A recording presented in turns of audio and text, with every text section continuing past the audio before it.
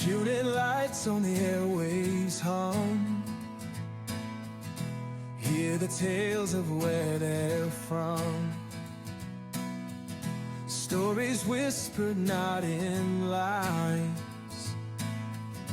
Jobs they held through changing times.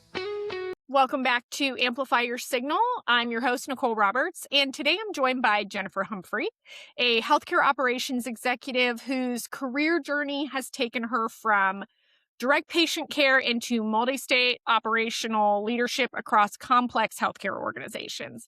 I had the opportunity to work with her several years ago, earlier in our career, and I have loved watching her leadership journey continue and evolve after I left the organization in 2020. One of the things that I've always appreciated about her is her ability to balance the operational excellence with genuine care for people. And I think that you're going to see that as well in our conversation today. Through her career, she's helped organizations scale, navigate change, strengthen operational systems, and really improve the outcomes while never losing sight of the people behind the work. And in today's conversation, we're going to discuss operational leadership, scaling organizations, workforce strategy, leadership development, career resilience, and what she's seeing in today's job market and how that's teaching experienced leaders about adaptability and impact. So, welcome, Jen. Please tell us about yourself. Well, hello. Thank you so much for having me. Yeah, I've done healthcare for over a decade now, which is a little mind blowing to me when I was in grad school. I did start out direct care as a therapist. I did that for many moons, and I was very lucky to be at a startup organization at the time. And they really kind of pulled back the curtain on the operational side, and I got to really have wonderful conversations with those founders, HR leadership, who were very transparent and very open and gave a lot of guidance. And I found over time, it's like really where my passion lay. And so I transitioned into operations. And since then, I've worked primarily in SUD, behavioral health, MAT. Started at one little location in one state. And when I left that organization, there were over 40. And then the last place that I was working at, I was over multiple states, over 60 locations. Really got to spend my time helping navigate workflows and processes, make the team's job easier. So at the end of the day, they could take care of our patients. And so it's been a journey. It's been so much fun. I love puzzles and figuring things out. And so that transition from direct care to fix the problem so that the team can go take care of patients has been so Yeah, much fun. And it is something that I really enjoy. I love that. And it's so important that we recognize as leaders, our job is to remove the obstacles so that people can provide that either direct patient care or the service or, create the good or service or the product or whatever it is. And a lot of leaders don't recognize that's what your role is as a leader is you're there to take care of the people and to remove the obstacles that they might have so they can do their best work. So I love that. So my daughter graduated high school this year, and if you can believe that, and we just had her graduation party yesterday. So I know the impact of being a parent on my leadership, certainly. What is something as a leader, as a parent, that maybe your son has taught you about growth or resilience or that perspective? There's so much you think when you go into parenting that you're going to be teaching them. He teaches me something every single day. In terms of my leadership, though, I think one of the things that he's really taught me is he's positive, so confident and positive about everything, something new. He's trying new sports. And I can totally, he's very Elle Woods about it. What? Like it's hard? I'm like, Love that. yeah, kid, it is kind of hard sometimes. And he just approaches it with a ton of confidence. And if it doesn't go well, he's still super positive. He's like, it's all right, I'll figure it out next time. For his teammates, he'll do the same thing, like, shake it off. It's all right. We'll get back out there, to the point that coaches and teachers will comment on that. And it has really taught me, when you're a leader, sometimes you step into things that you have no experience with and you are tasked with figuring it out. And you have to present this really great face to your team, like, what's going on. And to see like my 9-year-old do that with like Eve, I'm like, okay, I can totally do that. And so to see him really embrace that, to be able to take that into my own work, you can absolutely figure it out. And good news, I have a track record of figuring it out. And if something breaks, It's not broken. It's just a thing that we learned and we can pivot and do and to really take that perspective into if it didn't work, didn't mean something's wrong. It just means we need to do something different. We can check that off the list of possible solutions and move in a different direction. And not the lessons I thought my kid was going to teach me, Yeah. but here we are, being able to do that. And then, he asks questions, and I come from this like approach of like thinking like an adult. Yes. And a lot of times he just wants the very specific answer to that very specific question. And so Yeah. it's also really helped me ratchet it back to ask more questions myself to understand what are you actually trying to understand? What is your actual question? And I'll answer that. And then if you have more, we can go from there. And I think that translates as a leader as well. Absolutely. I Yeah. just need to answer the question that you have now. And if you have more, I'll answer those too. Right. But striking that balance of what are you actually asking versus oversharing in an Yeah. effort to be transparent. Yes. Well, yeah, because sometimes we can be uncertain of if we're clear on what the question is. And so then we try to assume, and we all know what happens with that. And then we end up either not answering at all what they were actually asking, or we, like you said, we overshare. And they're like, yeah, but can we actually talk about this other thing that I was actually trying to get an answer on? But now that you answered that, now I have more questions, right? Mhm. So it's Yeah. it's very important to get that clarity as a leader for sure. Yeah. Yes. I always want to be transparent, but sometimes, especially when you're talking about frontline staff who don't have years of background information or don't understand it, I'm trying to be transparent. They're like, what? Now I have a Right. million questions about this, and I just needed to know like what button I needed to click. Right. And I'm like, Yeah. oh, my bad. Yeah. We're like, well, we've got this acquisition coming down the pike. And so we're going to need to make sure that we revamp our operations for this and this. And they're like, what? Yeah, Right. And now they're spiraling. What do you need to know? exactly. They're like, Am I well, going to what is lose that my going to do job? to me? Yeah, exactly. What is that going to do to my job? How's that going to change what I'm doing? It's like, well, yeah. So, yeah, So that just ask the clarification. questions first and make sure you really understand. And then it eliminates a lot of issues down the line. Absolutely. Yes, absolutely. So you mentioned that you began your career in direct patient care and eventually found yourself leading operations across multiple state, dozens of locations. What were some of the pivotal moments that shaped your leadership philosophy?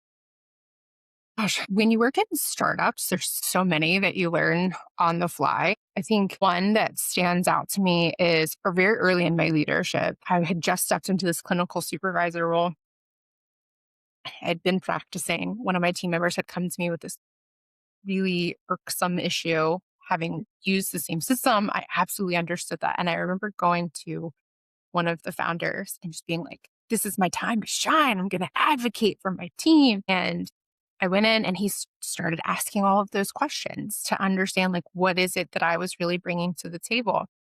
And I remember in that moment just being so annoyed, like, so my team is doing this. I did this. We've worked together. You know that I'm not coming to you with just like silly things. Right. And God love him, patience of a saint. He stopped and walked me through why am I asking all of these questions? If we do this string gets pulled and this string gets pulled and this string gets pulled. And I had really never seen it. And he was like, hey, part of being a leader is understanding Yes. these things. And so I love that you're advocating for your team. And I'm not saying that this isn't something we can address, Right. but we really need to understand all of these pieces. From there, one, all of the questions that you need to ask as a leader to make sure that you're really answering the question that they have in that moment. But he was really great in that transparency without sharing too much in, I am asking you all of these questions for a reason. 'Cause sometimes it can feel like you're telling me no already. But here's the trickle down impact. And he did it in such a great way where it wasn't like he wasn't spilling, state secrets or anything like that. And all of these pieces that I hadn't seen. And so from there, I was able to really adapt that into some of my leadership of took some time to strike that balance, but of finding that like I'm asking because I want to understand what am I really trying to solve here? I'm not trying to solve what button are you clicking. You're telling me this is inefficient. And so if we need to make the process more efficient, I want to make the process more efficient. I don't just want to solve this one button click. I want to solve all of the things that led up to it. Yes.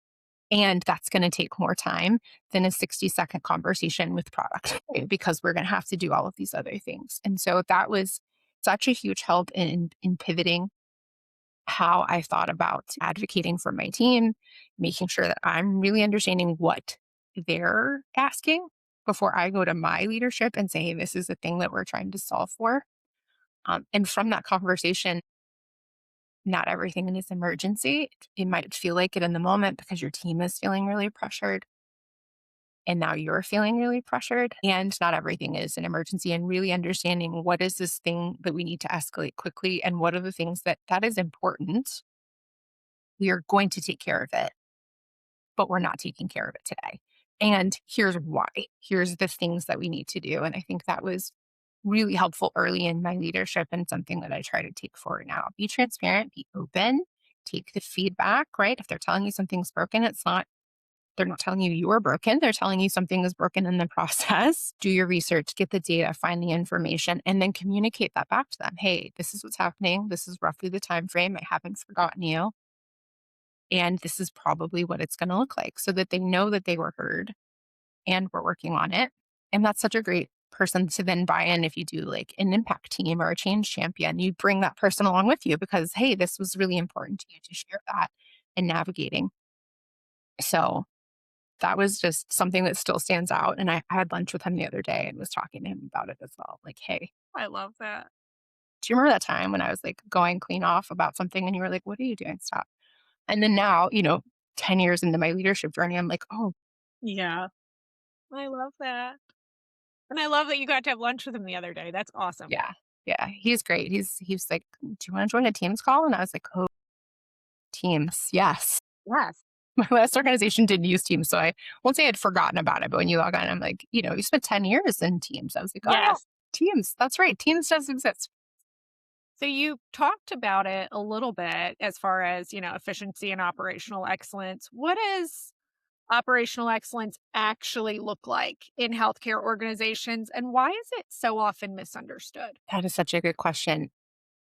Operational excellence is getting everyone in the same boat, rowing in the same direction towards whatever that goal may be. It may be a small goal, a KPI, maybe a much larger goal like an OKR, but it sounds really simple. But when you're talking about you have multiple teams, multiple people in that boat, and each of them have in their brain, or what this project is or this piece is, and that's the priority.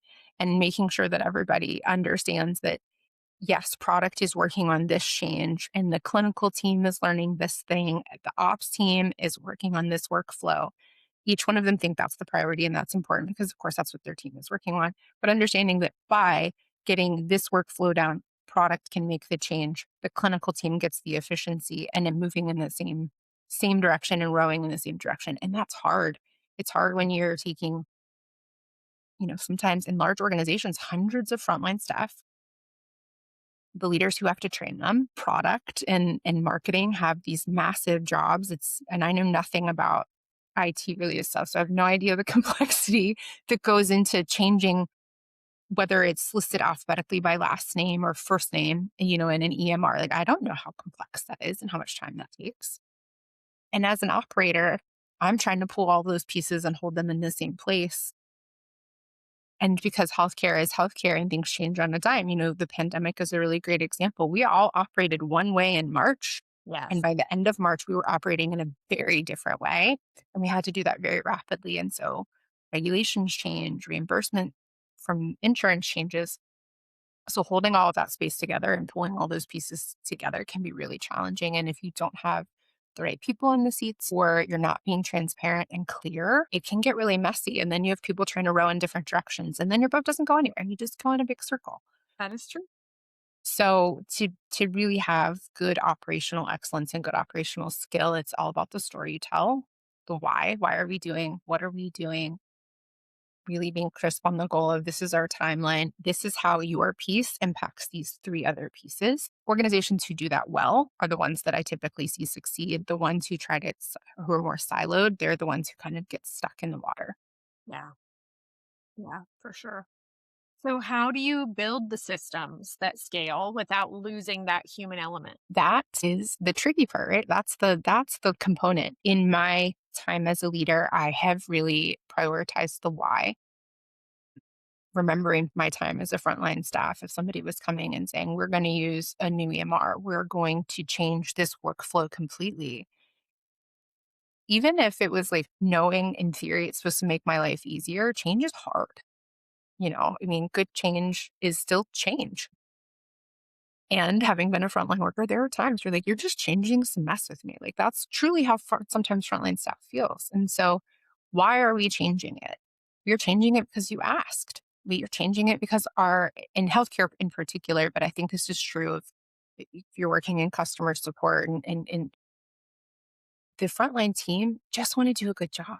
They just want to take care of the patient. They want to take care of the customer. They want to innovate. They want to make the product the best that it can be. That's what fills their cup up every day. And to explain the why of now I'm asking you to change this, especially if it's going to take care of the patient, it's going to take care of the customer, it's going to give you time to focus on the thing that makes you happy and being really transparent about these are the things we saw. This is where we're getting stuck. This is the feedback that we need from you to be able to make this successful. The key to that is like, as a leader, I have always done skip levels. I've always made sure that I'm doing one on ones. I don't want to, it's not always feasible, of course, but I don't want too far from that because I want people, if they feel heard and they have a good understanding of why we're doing something, the story is really clear.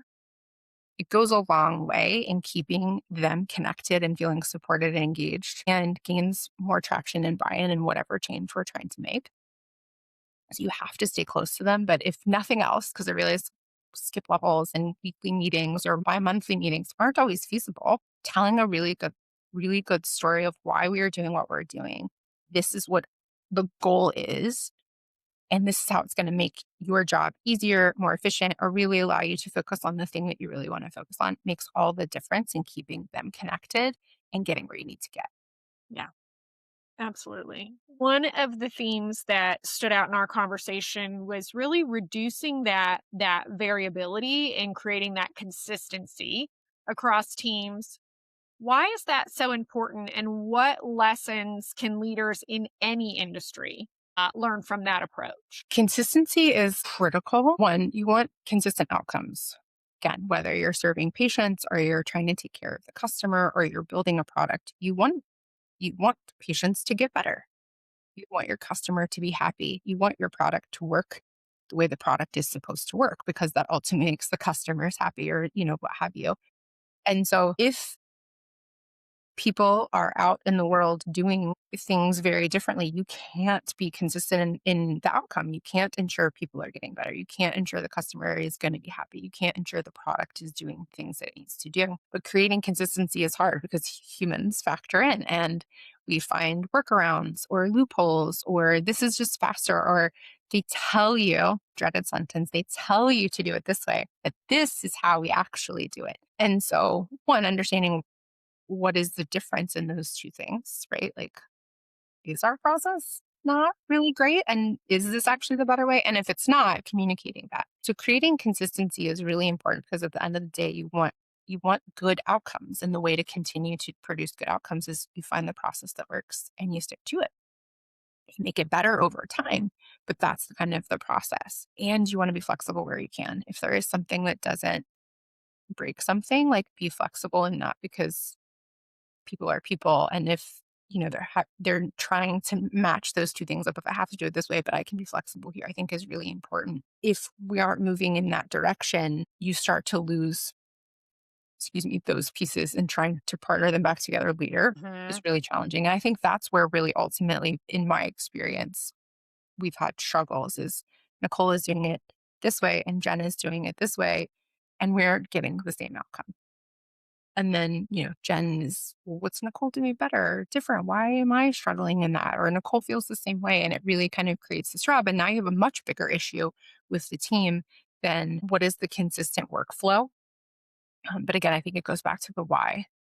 I know it seems crazy to click this button here, but if you don't, it breaks 3 steps from now. And that means you can't print something for your patient. You can't, the product isn't going to work. You're not going to have, the documentation that you were hoping for. And really communicating that to to the team is really important for that consistency and including them. What are you doing? How is it working? If it's working better, let's do that. If it's not working better, what about this process is clunky so that I can make it better for you? Or where Right. is the workflow breaking? Yep. And including them in that is how you get consistency because they again feel heard and connected. And at the end of the day, they're the ones doing it. So they should absolutely have some voice. And so, like, I've used a lot of impact teams or change champions, or I think each organization calls it something different, but those are the people that you really pull along of we have to be more consistent. Yes. We want to create this very smooth, easy to use workflow. Here's why.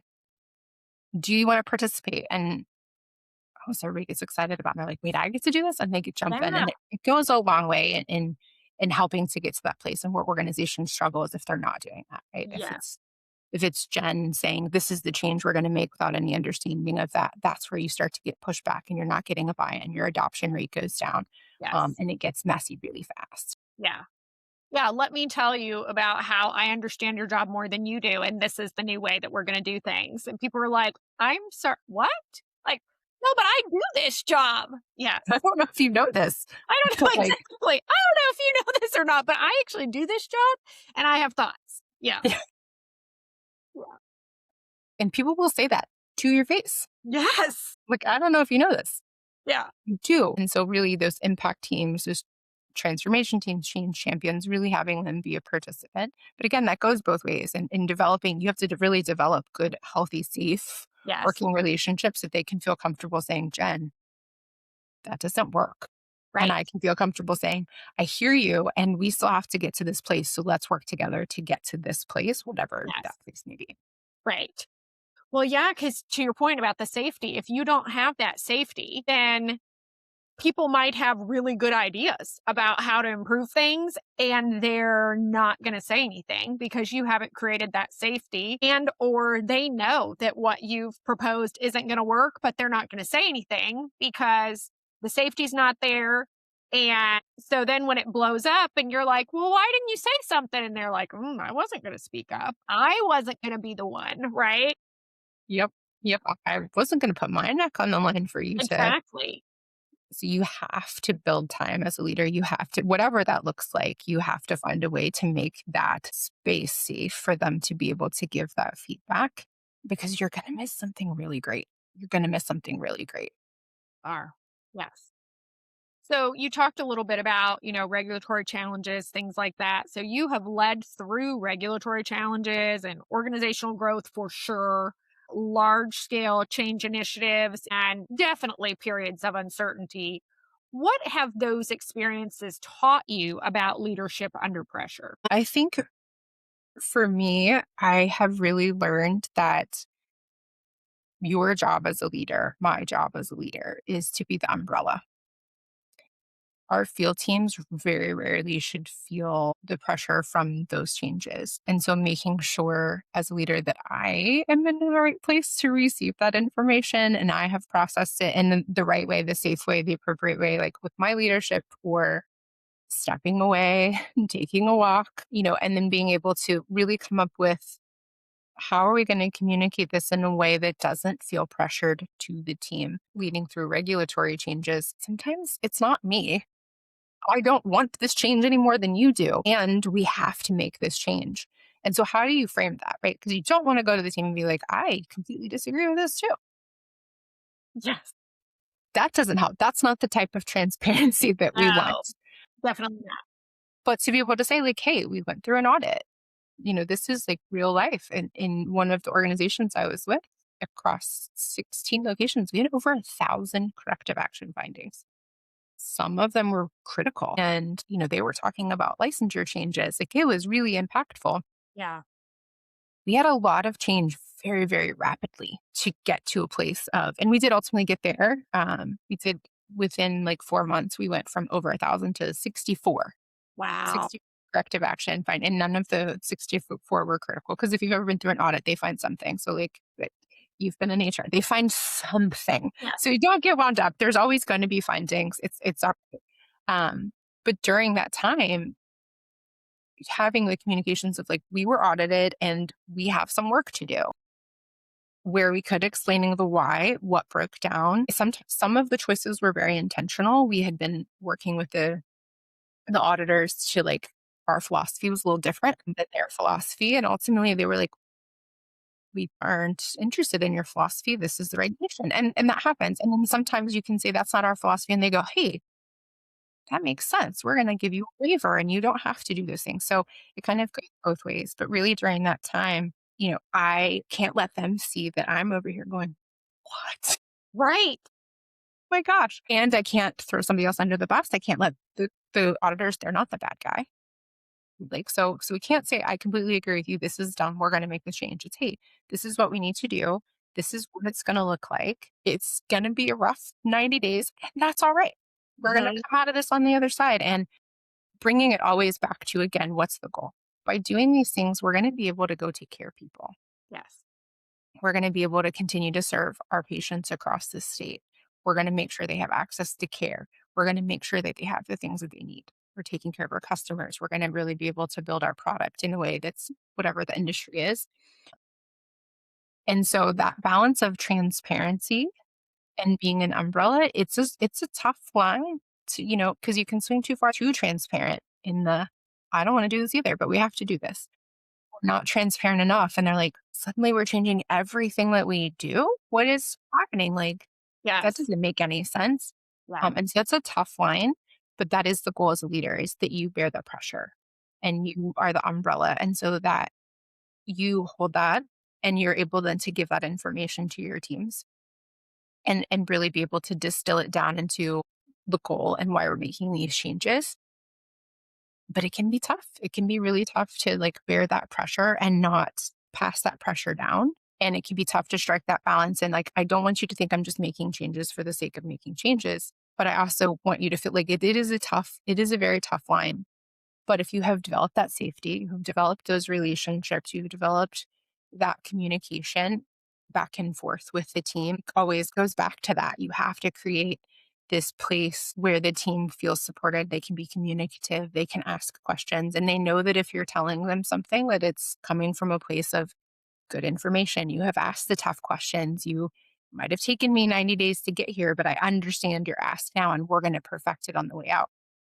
Developing those relationships are going to be really critical when you have these moments of pressure as a leader, because your team is going to trust you to, if you're doing if Jenna's telling me I need to do this, then we need to do it. And she gave me some little insight as to why. So it is not always easy, but that's the fun part, right? Is how do I strike that balance? How do I put these puzzle pieces together in a way that makes sense for the team, but we're also achieving this compliance goal or this product launch goal or whatever that is. We talked about some of your biggest accomplishments. Certainly, it can sound almost unbelievable on paper, right? If you say from 1,000 findings to 64, that sounds like somebody just, made up a number and put it on a resume, right? It So, does. how from your perspective can leaders effectively communicate the impact of their work and transferable skills that they've developed along the way? It is in those moments of, one, what happened? How did you like get there? But if you are hearing, at the end of the day, for me, the transferable skill is always the storytelling. If you are looking at, I'm not, I don't have a JD. Right. I'm not an attorney. Right. Compliance isn't typically wheelhouse, other than if you're in direct care or an operator, you make it happen. Right. That's your job. Right. But taking a really complex, complicated problem and distilling it down into those manageable steps, step 1, step 2, step 3, and communicating it. You've done that. That's the skill. The skill isn't that I understand compliance. The skill isn't that I understand health tech. That's not the skill. The skill is taking a complex problem, figuring out what we need to do, creating the layers, the goals, the steps, and then communicating that to the people impacted. That's the transferable skill. And so I think that gets lost, especially like, now I look at health tech jobs and I'm like, I have no idea what that is. So even I have moments of like, I don't, but wait a second.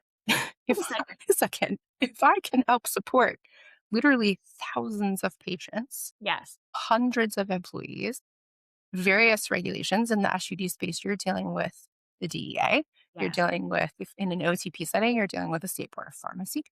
You're dealing with state auditing teams. You're dealing with MCOs who come in and audit. You're dealing with licensing. If I can do that, I can absolutely figure out whatever this complicated problem is and how to get it from 0 to 1. I can totally do that.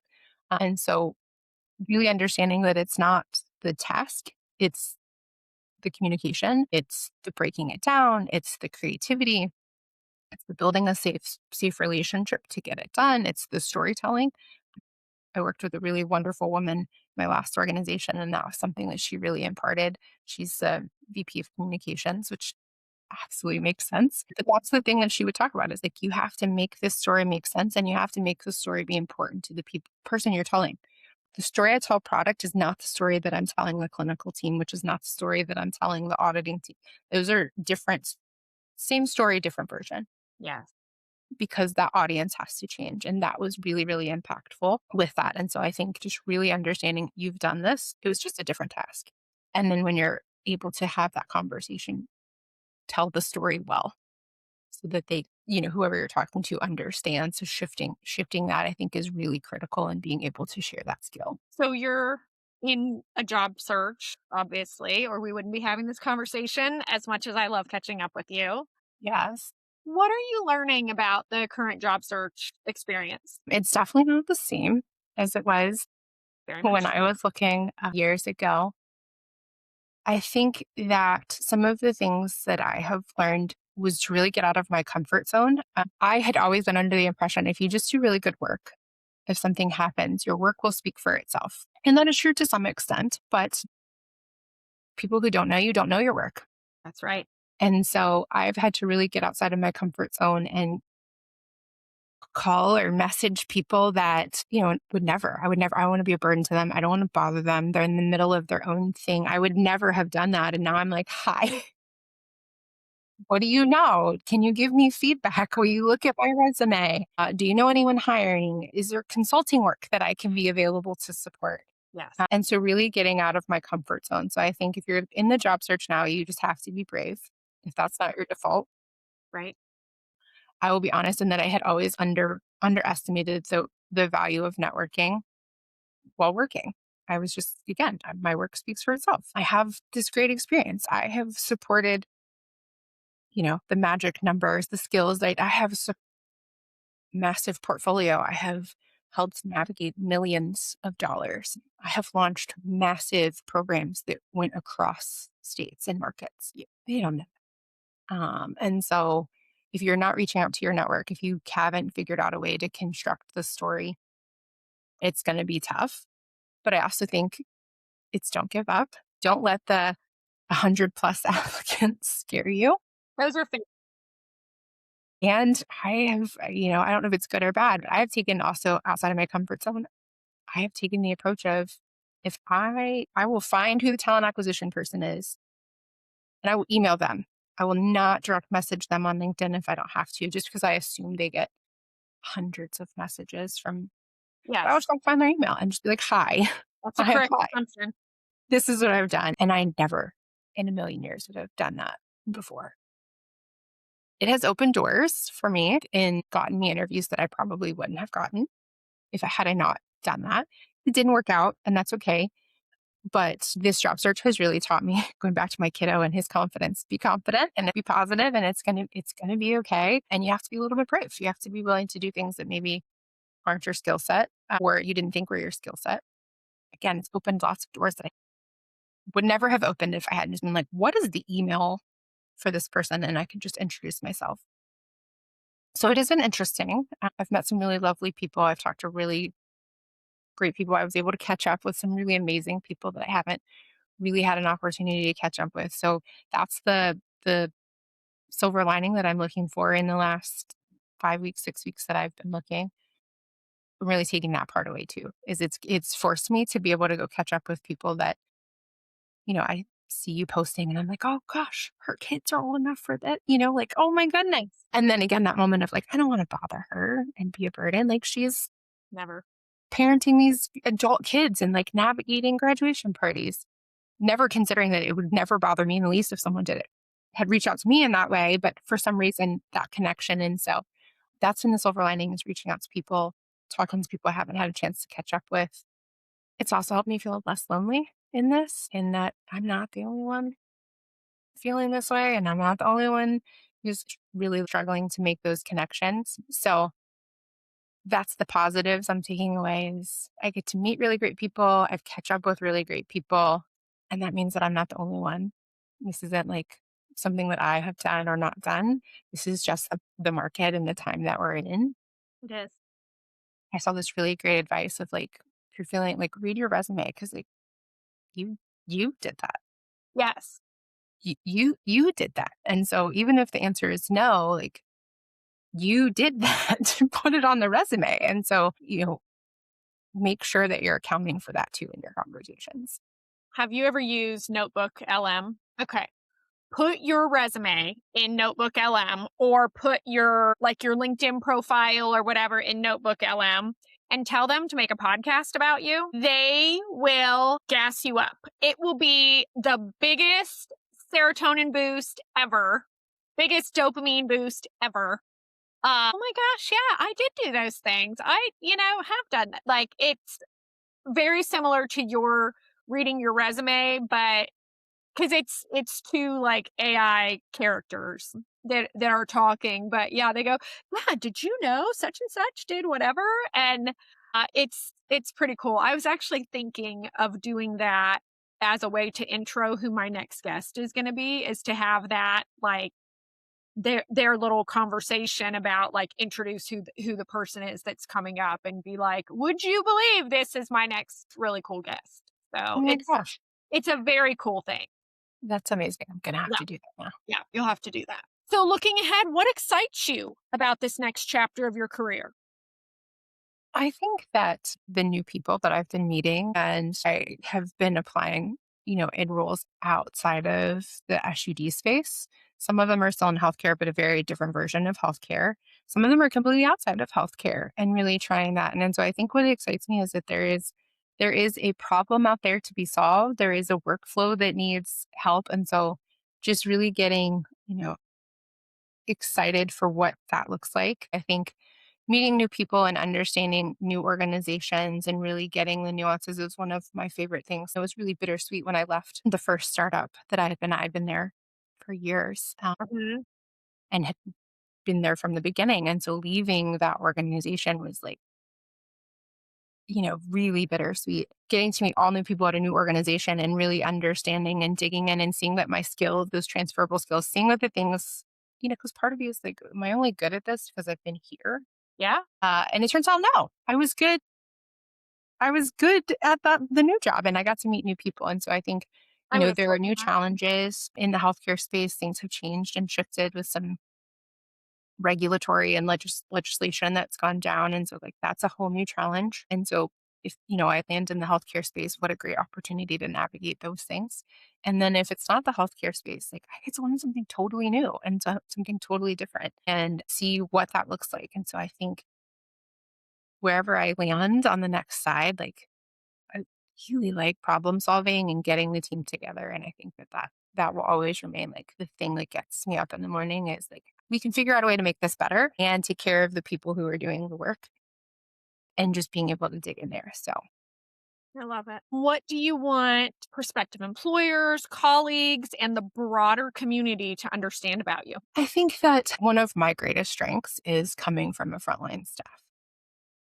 I think that even though I still do some direct care, I think it's important to keep my toes in that. And I do it in like a very minimal way. I think that that brings a unique perspective of having been at the front line and really understanding the impact. And it goes from being able to advocate for the frontline team, but I think it also gives me a unique perspective in how can we tell the story to the team who is going to be most impacted by whatever it is, and help them to really buy in what we're trying to do and what we're trying to scale. Why are we scaling? Why is that important? And so I think that that is really important and is different. I think in a lot of operators have MBAs. A lot of operators come from that like finance space. And so I think when you're talking about that team buy-in, like that part where it breaks is having somebody who really understands that, even if it hasn't been at your organization or it hasn't been in that space. And so I think that's something that's really unique that I bring to the table, having been a frontline clinician, been a frontline worker, and understanding the trickle down effect. And I think it brings a unique sense from to be able to take that up the chain as well. And so to be able to go in both directions, I think is really important.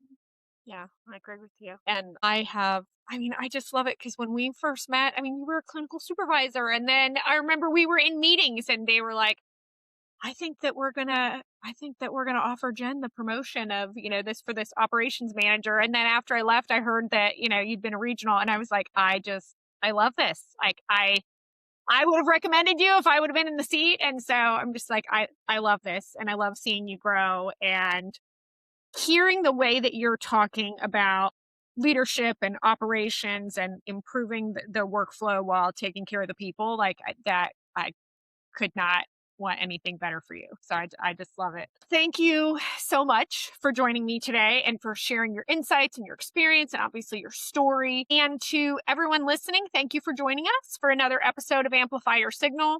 If this conversation resonated with you, please be sure to subscribe, share the episode, increase the visibility and the reach of Jen's story, and continue amplifying the voices and the stories that matter. And join us next time as we amplify voices, elevate stories, and support one another one episode at a time. Pages blank, but hearts alive. Through their journeys, they still strive. Tales of passion, grit, and